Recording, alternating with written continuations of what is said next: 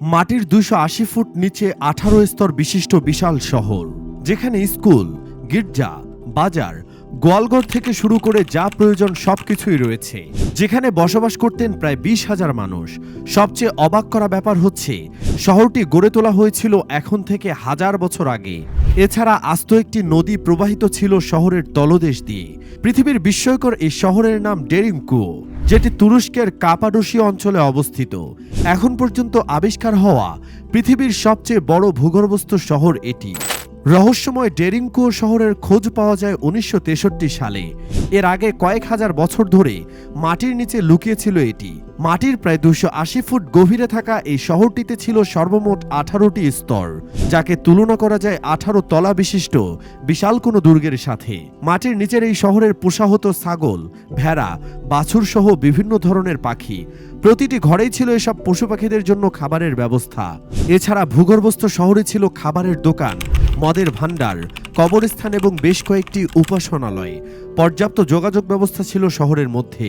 বিভিন্ন ঝোপঝাড়, দেয়াল কিংবা বাড়ির উঠানের আড়ালে লুকানো ছিল প্রায় ১০০-র মতো প্রবেশপথ। নিরাপত্তার দিক থেকে বেশ সতর্ক ছিল ভূগর্ভস্থ এই শহরবাসী। প্রতিটি প্রবেশপথ বন্ধ করা থাকত প্রায় ৫ ফুট চওড়া এবং ৫০০ কেজি ওজনের বিশাল পাথর দরজা দিয়ে। গোলাকার এসব পাথরের দরজা শহরকে রক্ষা করত বিপদের হাত থেকে। সেগুলো এমনভাবে বসানো হয়েছিল যাতে প্রতিটি স্তর বন্ধ করা যায় আলাদা আলাদাভাবে। এর মাধ্যমে কোনো একটি স্তর আক্রান্ত হলে বাকি স্তরগুলো নিরাপদ রাখার ব্যবস্থা ছিল তাদের। তুরস্কের রহস্যময় এই শহর আবিষ্কৃত হয় ১৯৬৩ সালে।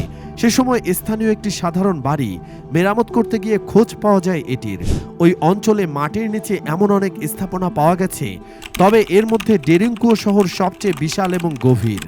১০০০ বছর আগে কারা কি কারণে রহস্যময় এই শহর তৈরি করলো তার নিশ্চিত কোনো তথ্য পাওয়া যায় না। তবে ধারণা করা হয় কোনো এক উন্নত জাতি শত্রুপক্ষের আক্রমণ থেকে বাঁচতে তৈরি করেছিল মাটির নিচে এই বিশাল শহরটি। বর্তমানে এটি বিশ্বের মূল্যবান প্রত্নতাত্ত্বিক নিদর্শন। ১৯৬৯ সাল থেকে পর্যটকদের জন্য উন্মুক্ত রয়েছে ডেরিঙ্কুয়ো। যদিও শহরের ১৮টি স্তরের মধ্যে মাত্র ৮টিতে প্রবেশ করতে পারেন পর্যটকরা।